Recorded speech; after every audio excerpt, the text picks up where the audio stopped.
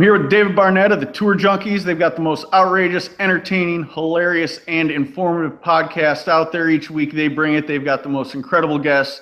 They got tour caddies, tour pros, billionaire tycoons. They make me laugh each and every single week. Welcome to the Fantasy National Golf Club, Mr. David Barnett. Thank you, Moose. Thank you. I appreciate the kind words.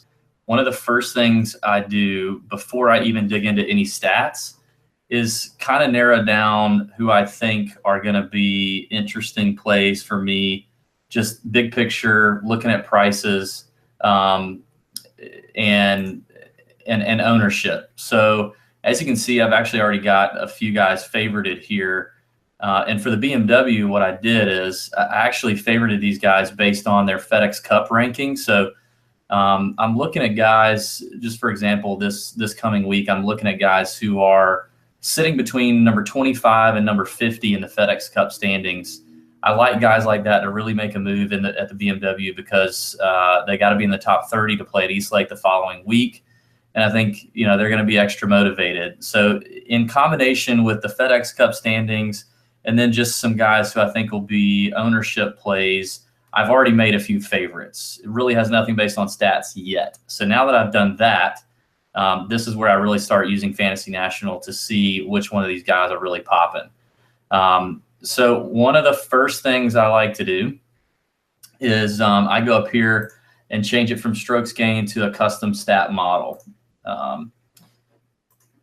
And I'm going to edit this a little bit. Usually these, and I've already done this a little bit. So for this week, this is what I'm looking at. I'm going to make it pretty simple. It's a no-cut event. So I'm taking away a lot of the noisy stats and the detailed stats. With the no-cut event, I'm really leaning heavily towards DraftKings points, as you can see here. And I've moved the slider to 50% weight. Just want guys who are going to score, guys who are going to be aggressive. Another reason why I want those guys in the 25 to 50 range in the FedEx Cup ranking. And then I've also, made strokes gained approach pretty important. As we've done some research, I feel like that's going to be more important than necessarily the off the tee game. It seems as though Conway Farms off the tee is about tour average as far as fairway width and easy to hit off the tee. So this is how I'm breaking it down this week. It's a pretty simple, stat line that I'm looking at. So from there, I'm just going to go to load my view.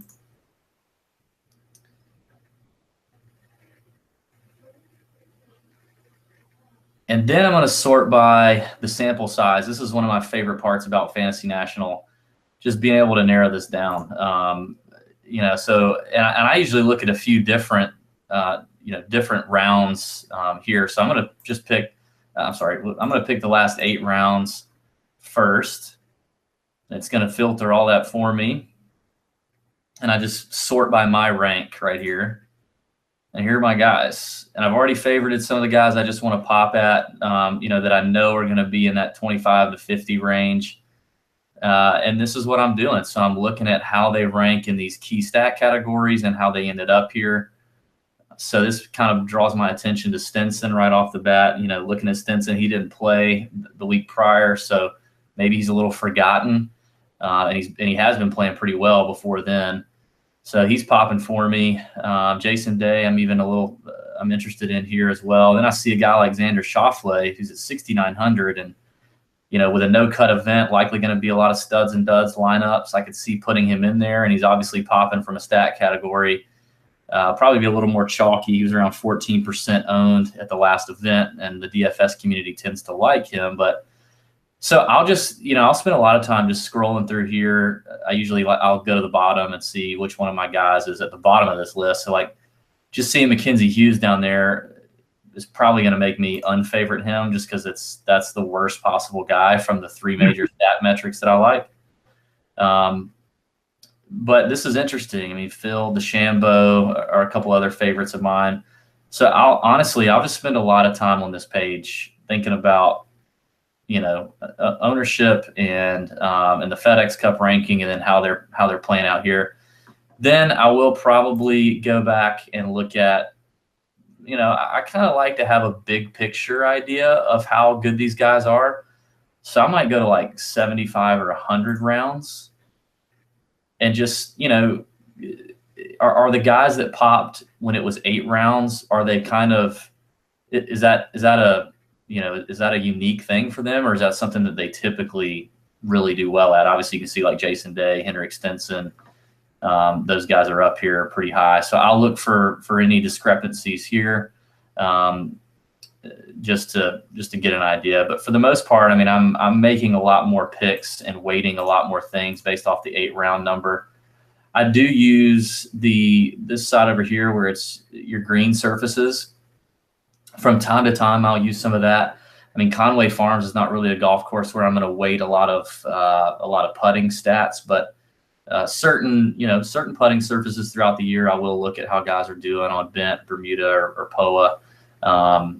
In the beginning of the week, this is kind of where I spend my time, and then as I'm narrowing down, as I'm narrowing down my player pool, trying to get it within 18 to 20 or 22 guys, I'll start getting real into how these guys are playing and where things are happening for them. So, like, for example, Ollie has missed the last couple of cuts, but he's definitely a scorer. We know that. And so if I want to go and just try to justify my Ollie, my Ollie play, here he is. And I love this view as we look at Ollie, strokes gained view, which I think is extremely important here. I mean, you can see the reason he's missed the last 2 cuts is a little bit of a unique situation for him, right? Like, he's losing a ton of strokes off the tee, a ton of strokes tee to green, a ton of strokes approach, which is not normally how he does. I mean, even with these 2 tournaments factored in, look at his last 5 totals. So typically a very strong, very solid ball striker is Ollie Schniederjans. And it looks like these last 2 weeks were just something a little wacky for him. But I mean, predominantly, if you just look at this thing in a big picture, for the most part, these first 4 columns are green for Ollie. He's a good ball striker. So if that comes back, to me, that kind of justifies using him. He's a great scorer. It's a no-cut event, and he falls in that 25 to 50 FedEx Cup range right now. He's going to be highly motivated. So even though he had these last couple of weeks, I'm going to play him because I know that it's not the reason he's missed the cut is just because what he typically does really well just was off. Yeah, so let's look at walk me through your thought process on trying to find some guys in that 9K range and who you like. Yeah, if I go back to my custom stat model, and I run this again, and then I'm going to narrow it down to the last 8 rounds just to get some recent form. How these guys are doing in recent form. And I tend to leave the rest of this stuff blank unless I really feel like a course demands that I look at some of this. But for this purpose, I'm just going to kind of go with that. I'm going to filter by my rank. So I get Paul Casey is obviously checking a lot of boxes from the stat category perspective. He's the first guy in the 9K range. Then you've got Jason Day who hits here, and then Brooks. And then you really don't have anybody hit in the 9K range until Hideki. And he's not really been scoring as well lately. So what this probably tells me is Casey is going to continue being Paul Casey. I'll probably have some shares of him, but he's been pretty chalky lately. And I think in a no-cut event, limited field, if you want to win a GPP in DraftKings this week, you're going to have to have some ownership leverage.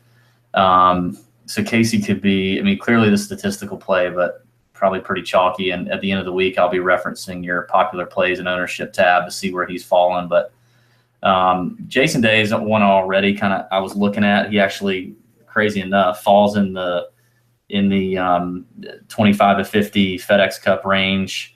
Last event, he finished tied for 25th, which probably left a few people disappointed in Jason Day. So he might be my GPP move. You never know what you're going to get with him lately, but he does rank top 10 in my stat categories here, as you can see. So he's probably a play for me for sure. And I'm usually one to play Brooks anyway. So as I look here in the 9K range, also checking some stat categories for me. Brooks doesn't have to worry about playing Eastlake. I think he's safe, but it could be another ownership play for me.